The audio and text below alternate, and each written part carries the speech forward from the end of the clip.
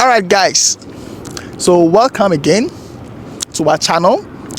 My name is Nathan, and I'm together with Sylvester. all right, Sly. Okay.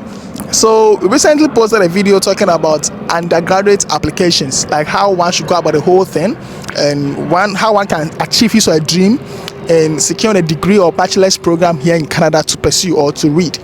So in the comment section, there are a lot of people talking about how about masters. I have my first degree already, and I would like to apply for my masters, or how about doctorate and all that. So we wanted to also take this as an opportunity to talk about master's application, how one should go about the whole thing, how to secure admission, how there are a number of courses that you have to secure your supervisor, before you can apply. So how to go about this whole thing. So Sylvester and I are going to talk about it and share our opinion. We're not saying what we're about to talk about here is perfect, but I think I'm a master's student and he's also a master's student. So we are here to share our opinion and our experience so far and how to go about this whole thing to secure admission and to achieve your dream as a master's student, pursuing your degree in Canada. All right, Sly. So now let's talk about this master's thing. What do you think are some of the things one should consider in attempt of even applying and selecting a school to come and read a master's program here in Canada? Okay, thanks once again for the opportunity. So when you want to come and pursue a master's program in Canada, basically I profile three things. One, whether I want to come and pursue a course-based program, or whether I want to come and pursue a thesis-based program, or whether I want to pursue a program that has the co-op option. That is the work component, the co-op. Yeah. That is sometimes you go out of campus to do like internships with some of the institutions related to your program. So those are the three things that I look at when people ask me they want to come and pursue a master's here in Canada. Now, after looking at these three things, the question you should also ask yourself is, the particular program that I'm interested in applying to, am I qualified? For example, let me use myself as a case study. So I am a master's student here at University of Manitoba and currently pursuing my program in disability studies, master's in disability studies. So before I settled on University of Manitoba, I looked at my previous background and my qualifications. I had a diploma in basic education, and fortunately for me, I finished with a first class 3.7. So I would say that also helped in some way. Fortunately for me as well, I finished my bachelor's as well with a first class as well. That is 3.6. Okay. So I did my diploma in basic education, and then I had my bachelor's in English language education. But someone will ask, then how come disability studies? Yeah. So we all know with the policy of Ghana Education Service currently, we are going all-inclusive, irrespective of the level of intellectual or mental disabilities of the student. We integrate all of them into the classroom. Yeah. So as a teacher who has noticed some of these challenges back in the Ghanaian system, I decided to settle on disability studies. So when I looked around, I noticed that University of Manitoba has a very nice program in disability studies. So I quickly visited umanitoba.ca, that is the website, and went to the graduate school. Immediately, I just looked through the program. My program was at the D column disability studies, so I just clicked on it, and I was taken to the department's website. The first thing I looked out for was the requirements, because I can't just go and create an account without knowing the requirements as to whether I qualify or not. Yeah. So when I checked the requirements, $100 Canadian application fee, statement of intent or statement of purpose, academic CV or resume, and 2 recommendation letters. Yeah. That was the requirement for my program. Okay. And fortunately, my program has an MA option and an MSc option. But it was stated strictly that if you don't have a BSc, you don't apply for the MSc. So automatically I had to apply for the MA, the Master of Arts in Disability. So I quickly asked a good friend of mine to help me. We share ideas together and he helped me. We prepared a very strong statement of purpose. Even after we were both done, I still gave it out to people who were also pursuing their masters here in Canada, who were good friends of mine, to review and give me their inputs, so that if there are any necessary corrections for me to do, I will do before I'll submit, because I didn't just want to throw my application fee $100 away, which is more than 1,000 Ghana cedis. So after they went through, they said everything was fine, just some few touches, which I implemented the changes that they suggested. But before then, my academic CV too, I prepared it and tailored it toward the program. Like I was a guidance and counseling coordinator back home. I also worked with students with mental and intellectual disabilities. I was also a founder of a foundation, that's a charity organization, which was into this donation solely to these disability people. So I included all those things to my resume, like my volunteer and community works. Also, I also spoke about my undergraduate thesis that I did. That is my diploma. It was related to disability. Then I spoke with my former lecturers as well and made them aware that I wanted to apply to University of Manitoba this program. So I'll need a very good recommendation letter. So I gave them my statement of purpose and my academic CV, so that they will use it as a guide to know what they have to write for me, because I knew that it had to be strong enough for me to gain entry. I wasn't relying on only my 2 GPAs, that is the diploma and the first degree. And one thing I've noticed about University of Manitoba is that you see most of my colleague teachers, because of the diploma that we have, sometimes we just do a top-up of 2 years. It's tough for them to accept that 2-year top-up here in University of Manitoba. Okay. So fortunately for me, my degree, I did it for 3 years. It was a full 3-year program, and they accept that. Before then, I got to know that they accept the 3 years because a colleague also applied to the educational leadership program, and he got admitted into it. That was how come I got to know that, okay, they accept the 3 years. So after the statement of purpose was ready, my academic CV was ready, my application fee, I spoke to my lecturers. The recommendation, I don't have to take a hard copy. So they gave me their full names, their emails, their contact, the organization, which I already knew but I still asked, and the position that they held in the department currently. So I quickly created an account and filled my biographical information, and also selected the entry which I wanted. My program actually has, I think, 2 entries, both winter and fall. I was interested in the fall entry, so I selected the fall and uploaded my statement of intent. I uploaded my resume, then my transcript as well. Yes, both transcript, the diploma and the bachelor's. I uploaded the 2, because they usually use the unofficial to make a decision. When it's positive, that is when you send the official. So after I was done with everything and all documents were uploaded, I entered the recommendation details. They got the link directly in their email. I submitted. I think within a period of 1 or 2 weeks, they both submitted my recommendation letters, and I got an alert that everything on my portal is complete. You actually see if there is something outstanding. Yeah. So my decision was in review. And fortunately for me, in less than 4 weeks, I had an admission decision. If you could remember, I even showed you something on my portal, and you were of the view that, I shouldn't worry, I'm going to get in, because I was really scared whether I'll get admitted or not. But God being so good, I got in. So I'll basically say that if anyone is interested in a master's program, first of all, you should look at your background. What did you pursue? What are the programs in relation? Because, for example, I wouldn't have, let's say, pursued, electrical engineering, and now I'll come and say I want to do disability studies. Like, I don't, though it's allowed to switch when you can convince the admission panel, but I feel that is a very, difficult thing to do on my side. So I advise people that before they even say they want to apply for a master's program, first of all, what background do you have? That is what you have to look at. So your background will now determine what program selection you should go for. And the good thing about University of Manitoba is they give an entrance scholarship of 6,300 Canadian dollars. And fortunately for me, I had that entrance scholarship. But that entrance scholarship too is tied to your GPA.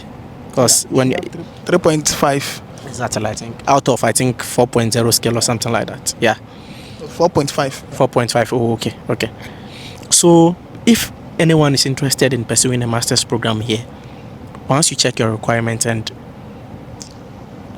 once you check your background and you feel, okay, this is the program that I want to pursue. For example, the course based like this, you only need to check the requirements. And the necessary things that are required, you try to get them ready. And they should be up to standard, because note that you are not the only one applying. All people are also applying from different countries. And getting admission to some of the schools here, very, very competitive. Thank you so much, Sly. So Sly has basically explained to us how to go about letter of intent. Some people will say SOP. Yeah. So for his department, he has listed some of the documents that he needed to submit for the admission. Your department may be different. You get it? Because within the same school, there are different departments, and all of these departments have different requirements in securing admission. Specific, like for instance, my department need a different requirements or different documents when you submit your application for admission. So, like he said, it's very, very important for you to check the school's requirement or the department's requirement. That's the first thing you should do before you even end up, starting the processes of applying for the admission. Because if you don't do that, you end up submitting your application, pay for the application, which is non-refundable, and you end up getting denial. All right. Now let's talk about CV.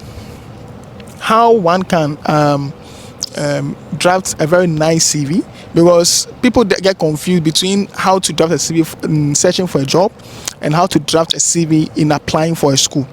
And as a master's student, obviously you're gonna need a CV.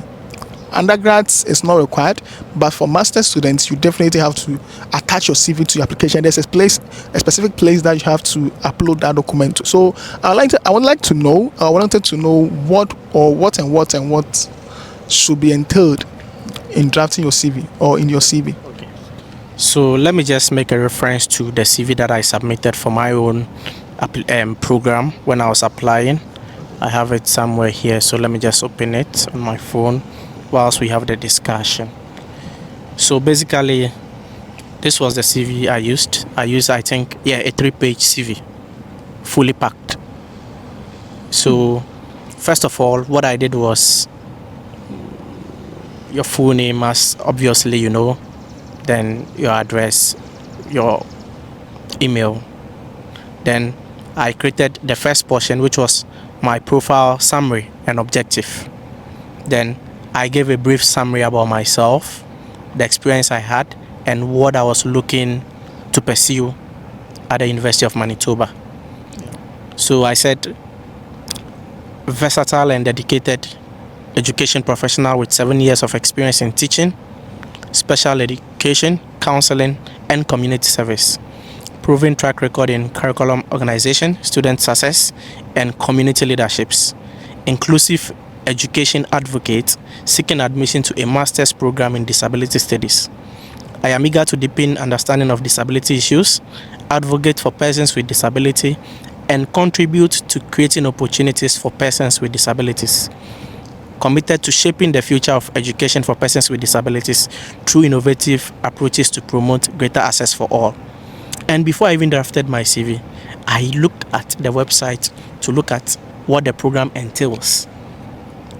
What is required. That's very important. Very, very, very, very important. So that I can actually prepare.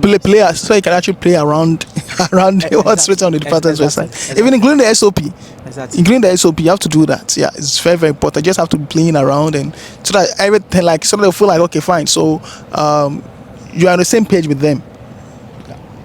Then I also created a column for my skills and my proficiencies. Then I came to create a column for my education. Then I talk about my professional certification stroke affiliations. Then I talk about my research interests, which is something too very important. Though I'm doing a course-based, but there is a project work component of my program which I'll be completing my final year. And the research interest too, I also aligned it with the interest of my department. I didn't just choose any random research interest.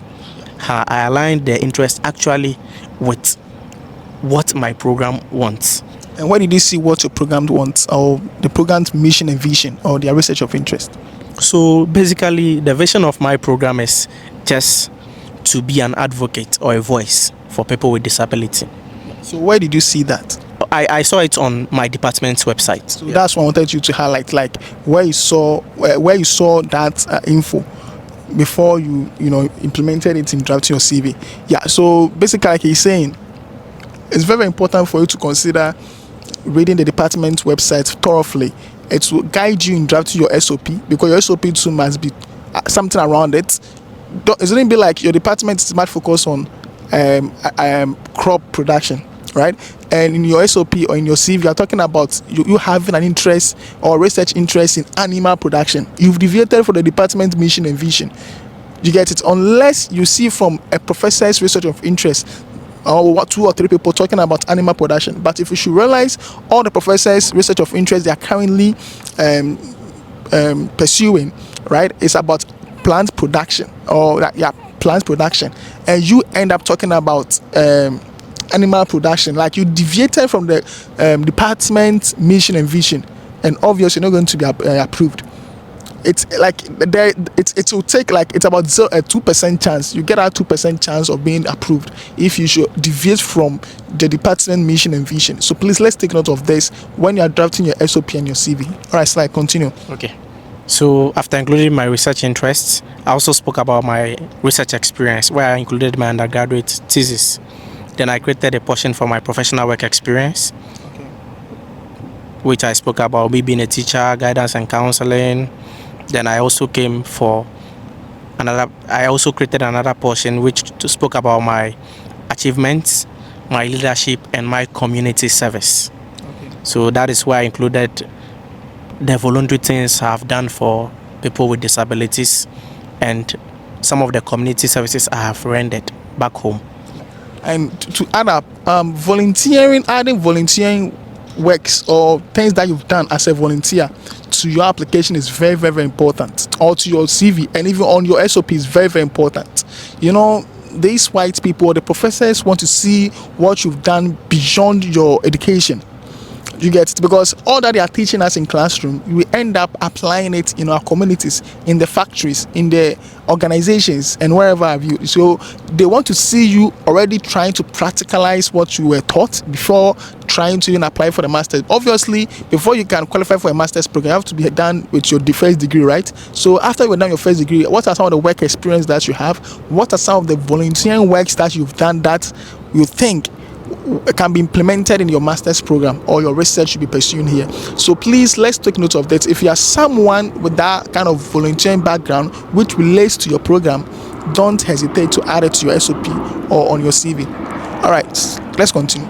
Okay, so after the leadership and community experiences or services, then I brought in information of my referees, like those who can vouch for my academic abilities and also my work abilities, so that in case an information is needed from them, they can just email them and get the information, since most often they try to do some background checks before you get into the program. I'm not saying all departments.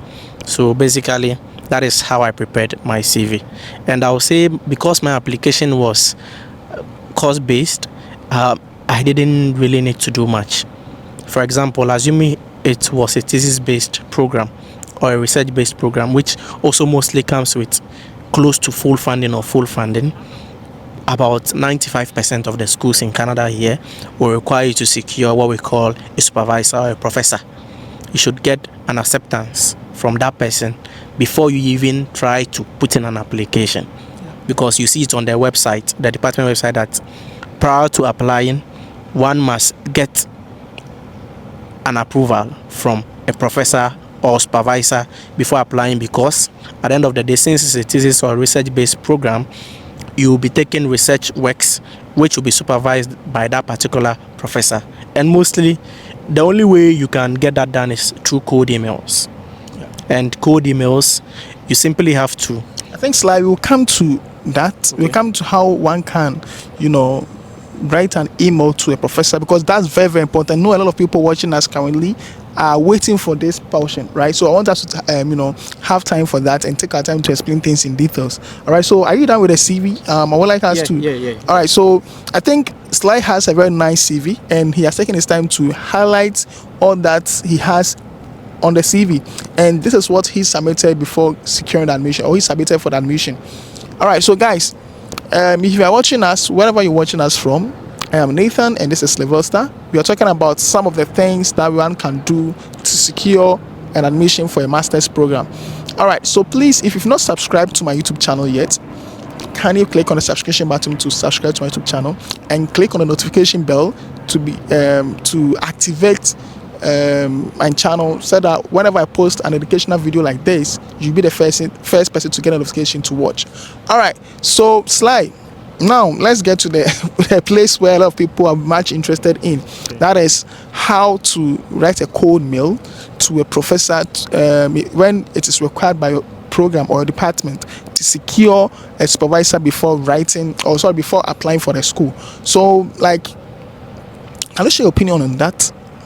Okay, so mostly when we talk about the cold emailing, it basically applies to those who want to come in for the thesis or research-based programs. And even with the cold email, it is not every school in Canada that requires you to secure a supervisor before applying. Yeah. So let me even take myself as an example. My program, for instance, we have both the thesis and the course base, but it is not required for you to secure a supervisor before you apply for the thesis base. Even my friend at the University of Alberta, if you guys are following me, I recently interviewed a friend of mine who is at the University of Alberta, pursuing masters in agriculture and resource economics.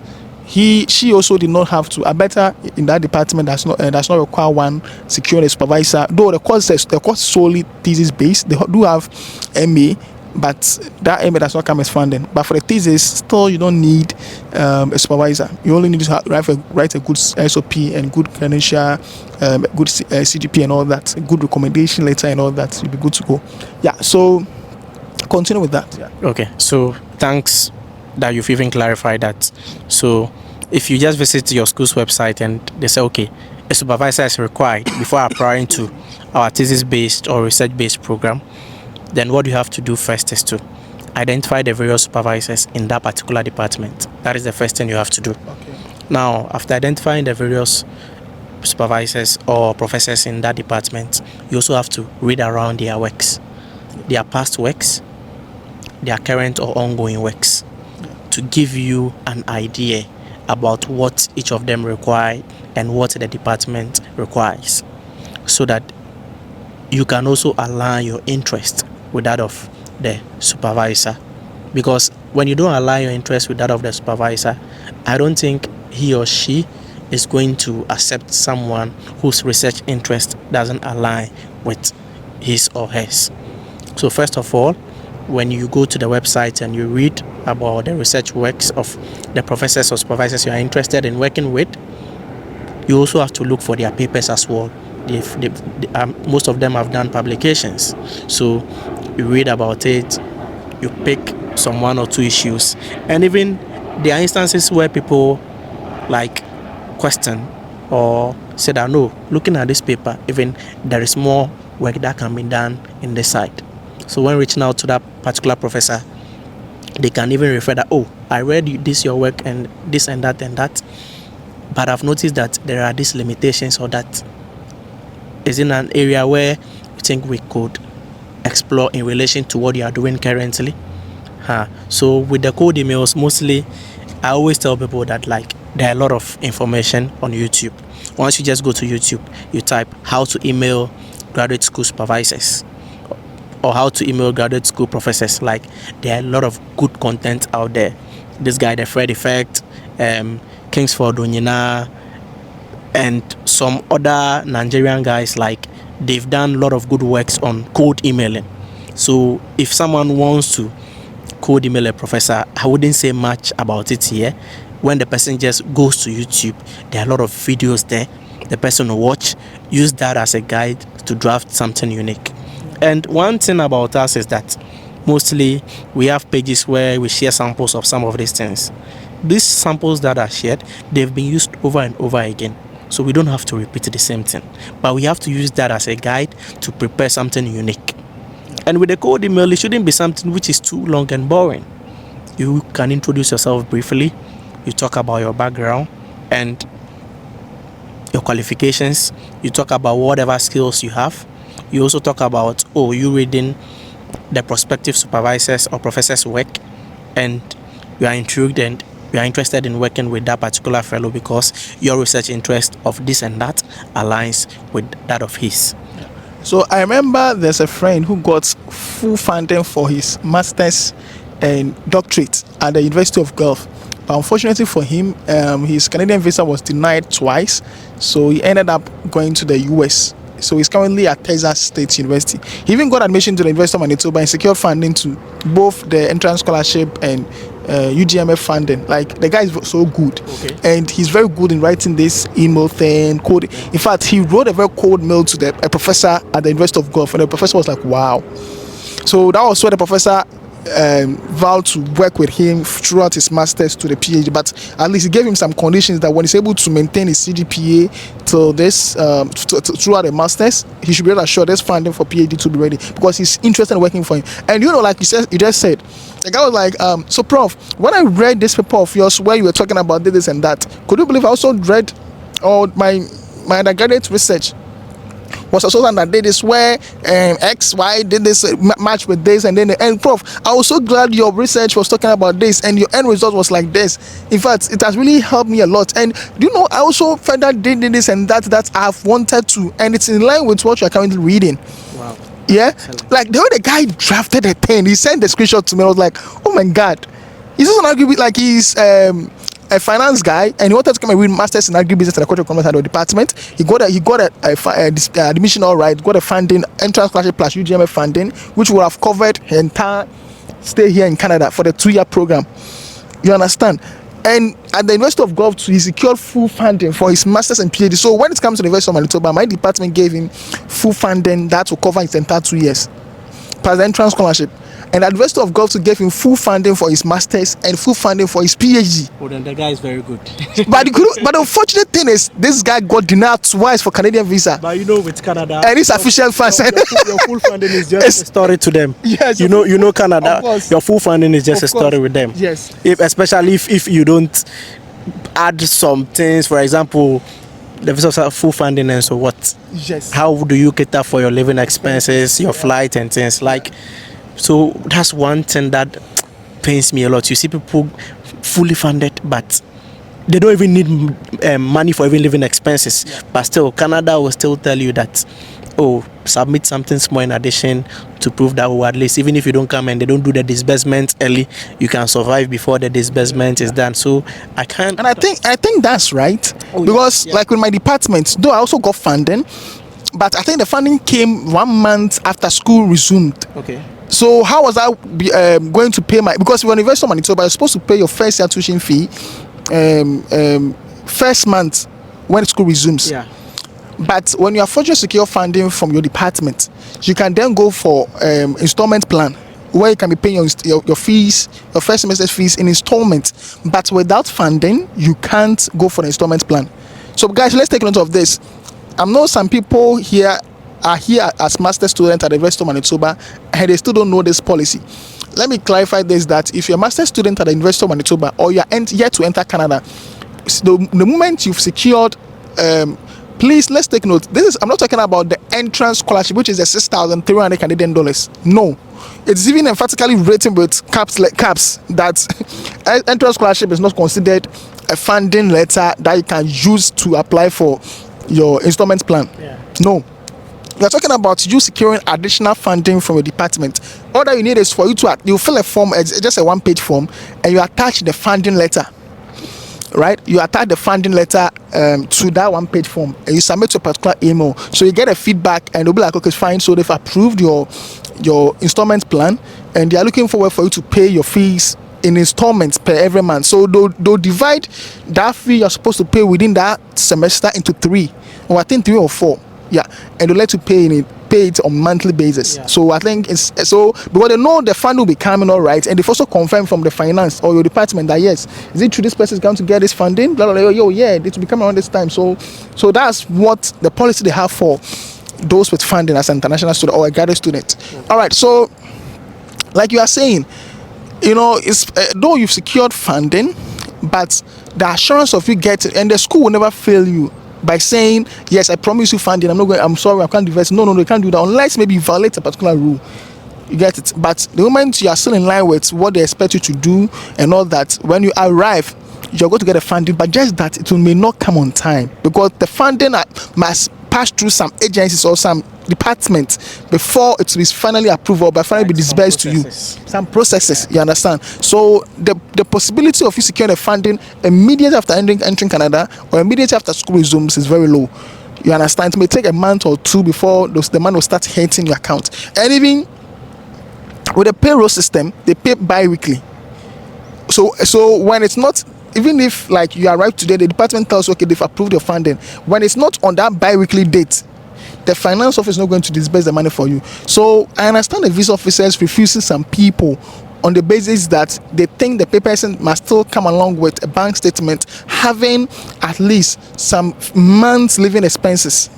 Okay, even though you have full funding, that will cover everything. They still expect you to have something in your pocket so that in case you come and there's some delays, you can still survive here in Canada. Because when it's time for you to pay your rent, the landlord is not going to be like, okay, let me see your funding letter. Okay, your funds will be getting next 2 months. Okay, don't worry. So you live for free. No. Because they've also taken mortgage and they have to pay mortgage and all that, and they're not going to listen to stories. So they're expecting you to pay your rent and all that on time. You get it? So please. But you know that the funny thing is, there are people who are also fortunate. Full funding, they don't add bank statement, they still get a visa. Yes, you're right. I think I know of a friend who came to the University of Alberta. He secured full funding, and the person added only the fund. So, like I said, you know, it depends on the visa officer your application will be sent to. Every visa officer, and he's on a basis of approving and denying visas. So to me, I think, you know, some visa officers may send insufficient funds, though you have full funding. Before you realize, the person attached a blurry document in his or a POF, which made it very difficult for the visa officer to read and understand. Or maybe the nature of how the person even drafted the POF may deviate from like the main course or how the person that should have drafted it. So there are a lot of things that comes in that I think some visa officers based on to deny some people's application. Yeah. So I'll be like, oh, I secure full funding. Like, oh yeah, no. Meanwhile, maybe you didn't direct the POF well. Or meanwhile, maybe you compress your document, but you didn't check whether the quality was still the same. Was it blurry? Is something readable and all that? A visa officer can deny your application based on your bank statements being blurry, but they will not state on your visa letter that blurry document. They sometimes say you submitted a document that they think does not have that have lost its authenticity. It has diminished the overall credibility of your application. Yes, because or like the thing is not authentic. Yeah. And before you apply for GCM, like the actual reason may be like, okay, so you submitted this particular document, it was blurry and it was difficult for me to read the figures and all that. So I therefore took off that document and review your application based on the other documents that I think it's readable. Yeah. So I think we should all consider these things when we're applying for a visa. All right. So like to finalize with my friend, there is one thing that I also left out about those coming for the thesis based. Yeah. Sometimes you draft good emails, like good code emails, send numerous, you will not get responses. Yeah. Like it's normal for some of those things to happen. Yeah. It doesn't mean you are not doing a good work. You are doing a good work actually. Just that maybe the odds are not favoring you. So mostly I also tell people that okay, when the code emails seem not to be working, why don't you just try the course-based programs? Because people actually use course-based when they come they switch to thesis based or research based so that they get that funding. Because once you're on campus, you are very like there is that kind of accessibility to whatever professor you want to meet. And Yeah, once you're campus, yeah. Exactly. And when you come and have discussions with him or her, and he or she feels okay, your background fits into whatever he or she wants to do, you can put in the application, gain admission, and quickly switch your program for, let's say, that course based to the thesis based. Also, touching on the co-op, I love the co-op programs because of larger money. Yeah. At least we all know that when you're applying for a co-op program and it's time for co-op, I'm not saying all, but most of them actually, when you go for the co-op, you get paid. That is why when you're applying for the visa, they ask a question if work is an essential component of your studies. That is a question regarding co-op, so that they can issue you the co-op work permit also at the port of entry together with your study permit, so that when it's time for co-op, you can use that co-op work permit to go and do your co-op. And the co-op to, at least you earn something because you are working with institutions, and at the end of the day, that's something that you earn. You can put it together to offset some expenses here in Canada. As we all know, living here is a little bit tough, especially if you don't have support from home. So if people are considering programs, that is the master's program here, aside the course-based, they can also look at programs that have co-op components, so that at least they'll get the opportunity to go and do that co-op for that one term, or maybe 2 terms, or whatever term the school sets for the co-op, so that at the end of the day, they can also gather something and offset some of the expenses. So that is the little I have to add concerning that as well. You are perfectly right. And with regards to what you said about people writing cold emails to professors and they end up not getting the feedback and all that, please, when you write a mail, when you send a mail to a professor, right, you think everything was perfect, you send your friends to review and all that, you think everything is perfect, but you ended up not getting the feedback from the professor. Do not give up. Mind you, people across the world are all writing to this same professor that you think you are the only person you've seen his or a research of interest to be in line with yours. Do you get it? People just draft a research of interest, though they didn't do that they don't have that background, but they still draft it for it to look like, okay, so I was already doing this before seeing a research of interest and all that. You get it? So mind you, like, try as much as possible to resend your mail. Let's say you sent it last week, you didn't get any feedback. Why don't you try sending it again the following week or the next 3 days, and check the time or the time period where you send your mail? Because the fact that it says 10 a.m. or 12 p.m. in Ghana or in your home country doesn't mean it says the same time here in Canada. And even in Canada, there are different provinces with different time zones. Yeah. So you have to try to Google that particular province, the time at that moment, because every lecturer will be in office from 10 a.m. or 9 a.m. to, let's say, around 4 p.m. maximum. Do you get? Unless maybe the lecturer has other lectures to be taken around that late period before you find that professor in his or her office. But most of the professors close around 3 p.m. and all that. Yeah. So try to send a message or your email in the period or the business hours where you think he should be sitting close to his or her laptop. Do you get it? And when you send a message and he or she fails to reply, try to send it repeatedly. When he still fails to reply, then you look elsewhere. You try to then search for other schools or other nearby schools. Maybe University of Manitoba is your dream school, but you ended up not getting a reply from the professor. Why don't you try University of Alberta or University of Guelph? Do you get it? Later, when you get admission to University of Guelph and you pass it very well, you can then apply for doctorate at the University of Alberta. So University of Manitoba, which is your dream school. You understand? And since the professor will then look at your transcript and all that, and doctorate, they take their time to review very well applications before they admit such a student, because it's a detailed research you'll be doing. So the lecturer will then take his time to be like, okay, fine, this guy once sent me a mail, and the person I'm talking about him being in Canada and being done with his master's with a good CGPA and all that, why don't I give the person a try? You can even book a flight or board a flight and even go to that particular province. So you can move from Alberta to Manitoba to come and see the professor, or you can even book an appointment with him or her through his or her mail. Yeah, that want to book an appointment. Okay, so who are you? Okay, I'm this and that, and I want to come and discuss this and that with you. The person would definitely have time for you. Book an appointment. Come and sit one-on-one with the person. Explain to the person why you still want to come and pursue, or why you still want to work under him. Do you get? So, guys, let's not give up, because, mind you, a professor can take maximum, let's say, 2, 3, 4, 5 students to work with him or her. Yeah. So, and there are about 500 people applying for that same position you are struggling to achieve, or you are struggling to secure. Do you get it? So it's kind of a competition something. So don't feel like the professor does not like you, or don't feel like he's not checking his or your mail or something. There's something I want to test your seriousness. Do you get it? So please, let's not give up when we are doing this. All right, Sly. So now you've made mention of how to go about letter of intent. You've also made mention of how to go about when it is required by the department to write to secure a supervisor before applying for the admission. You've also spoken about how to go about a good CV.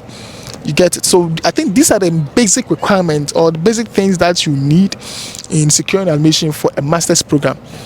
Do you think there are other things or what do you think are other things that one will need? Or you think these are the major things people need before securing admission?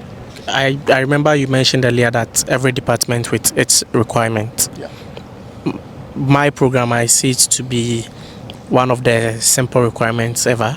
But this same University of Manitoba, when you go to a different department, for example, I think I was checking Masters in Natural Resources Management.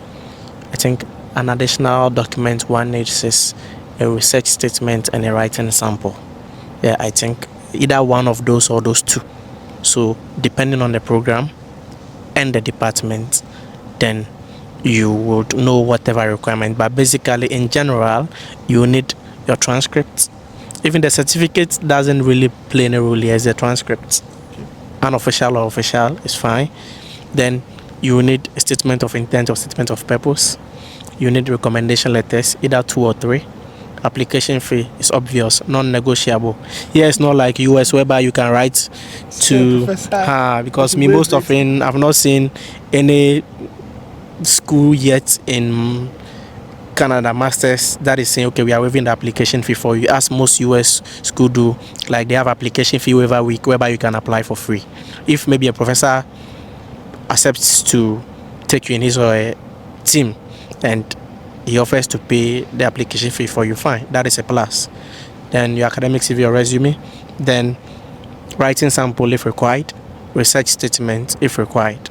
Yeah, so basically I think these are most, and you secure a supervisor if your program requires one. If your program doesn't require one, it will be stated clearly on the website.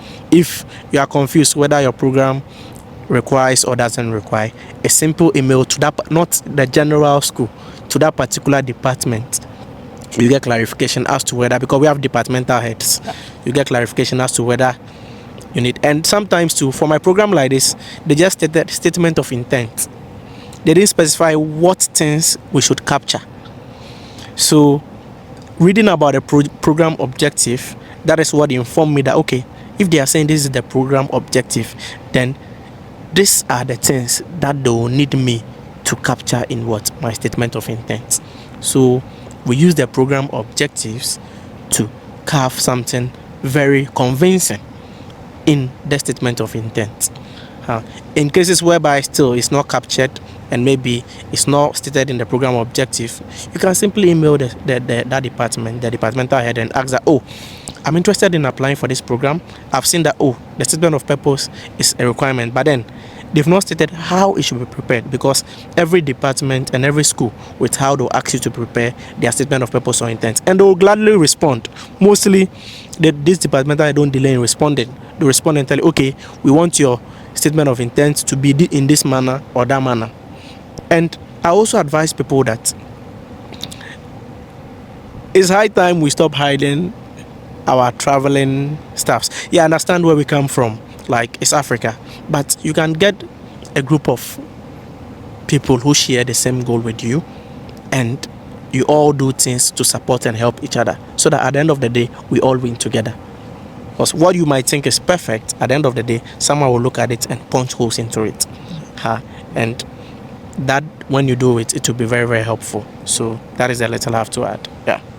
In addition to what you just said concerning one emailing the school or the department, I personally have that experience. Okay. When I was applying to the University of Manitoba, more of the schools will ask you for status of purpose or letter of intent and all that. But my department was like biographical sketch. Okay. And in fact, that was my first time seeing that. I've applied to a lot of schools here in Canada, and I applied to a lot of schools here in Canada and in the United States, yeah. But I never saw anything talking about biographical sketch. I googled it, and I would find a lot of information and all that, and I was kind of confused. And I even asked my seniors already in the. So that means you people, you didn't even like write what we call the statement of intent or purpose. It was rather captioned as the biographical sketch. Oh, okay. So I was confused. So you know what? Not knowing, a friend of mine had already applied to the school. He was even my senior.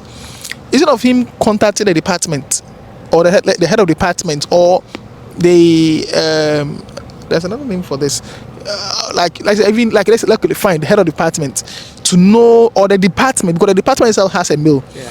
So to know what's entailed in the biographical sketch and how to go about the whole thing, he decided to do his own thing, and he was denied, though he had good CGPA. But I emailed the department to ask them, hey, I've seen this and I'm kind of confused and all that. Please, can you help me with what which is required in me applying for this, and things, a little bit history about a brief discussion about how to go about the entire application thing, and even the department, will there be any funding available? Like, I asked all those questions. Feel free to ask those questions, and they took their time to answer my question accordingly. And if the biographical sketch, they gave me like the main things that I want to see in the biographical sketch, and I tackled that very well, and I ended up getting admission, and my friend was denied admission. Do you get it? So please feel free to contact the department or the school, the department, to know how they want you to go about the whole thing. And sometimes from your background, especially to the schools in the US, from your background that without you getting or securing funding, you're not going to get admission.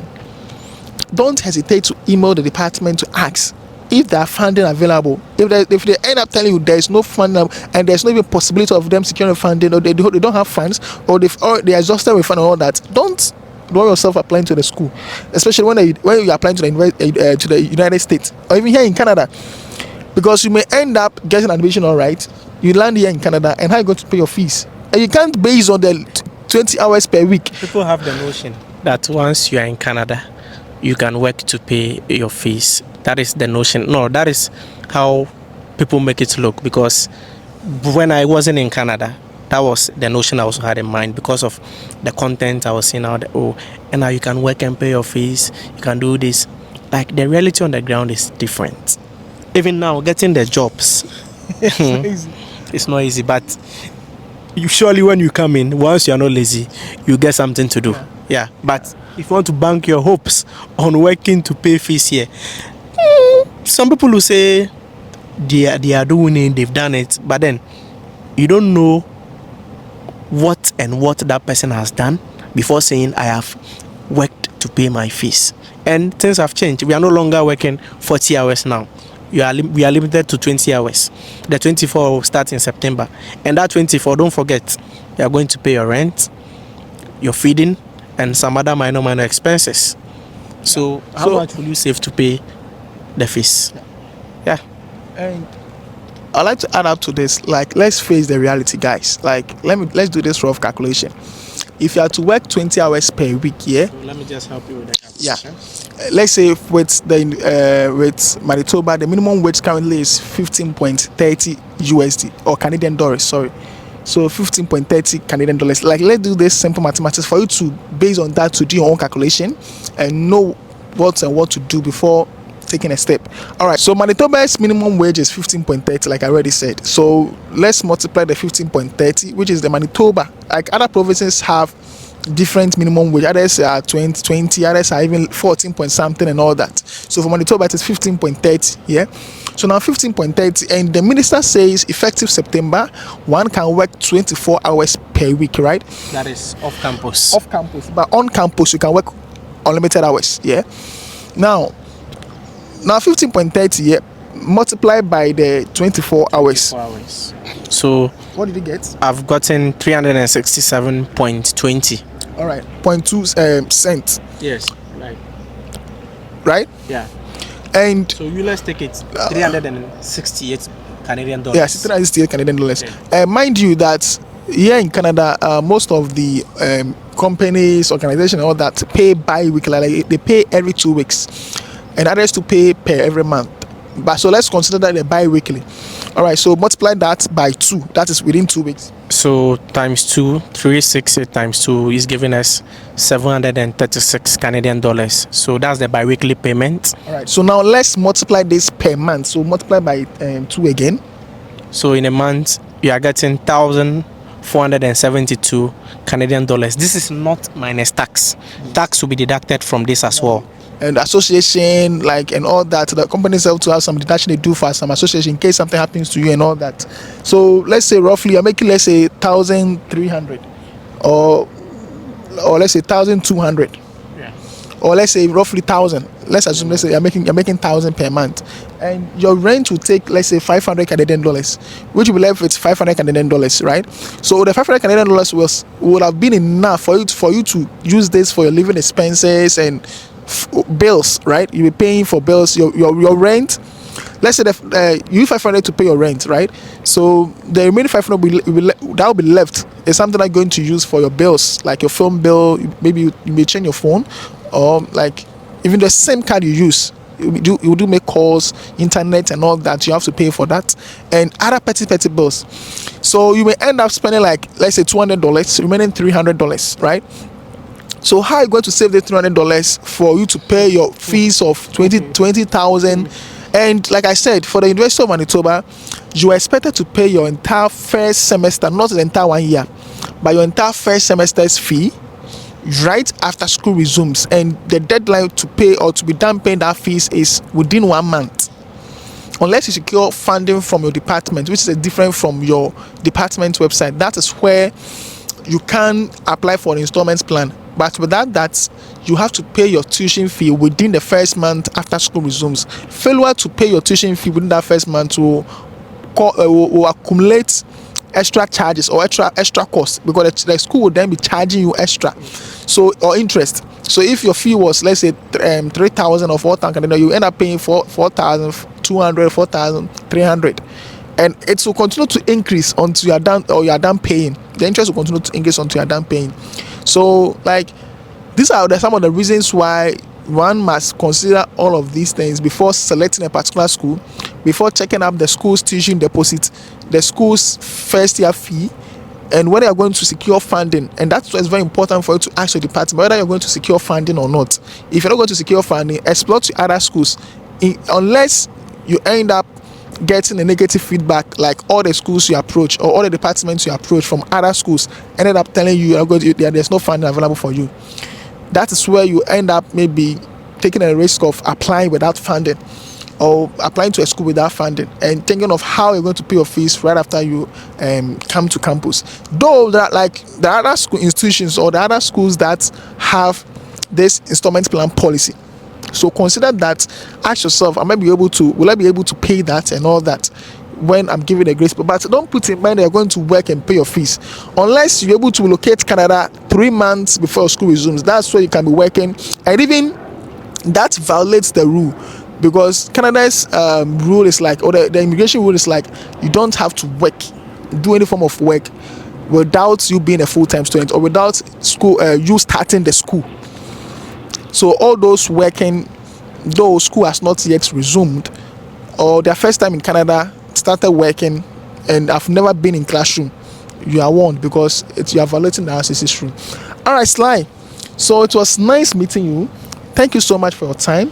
Thank you so much for explaining to us things that we will need before securing admission to Canada for a master's program. Thank you so much. We really appreciate this. And guys, if you've not subscribed to my YouTube channel, please do that, because our next video is going to be about how we can apply for visas. But mind you, we are not immigration officers, we are not immigration lawyers, we are not visa officers. Like, we are not legally authorized to talk about immigration stuff. We are only sharing our knowledge, right? We're only sharing our knowledge, which is available for the general public. So what we normally talk about are things that are published on RCC's website, which is general for the entire public to read and understand. So we just highlight on them and That's how we go about, so that we don't violate the rule or Canadians or immigration rule. Yeah. So please stay tuned and watch us for our next video. Thank you so much. Bye.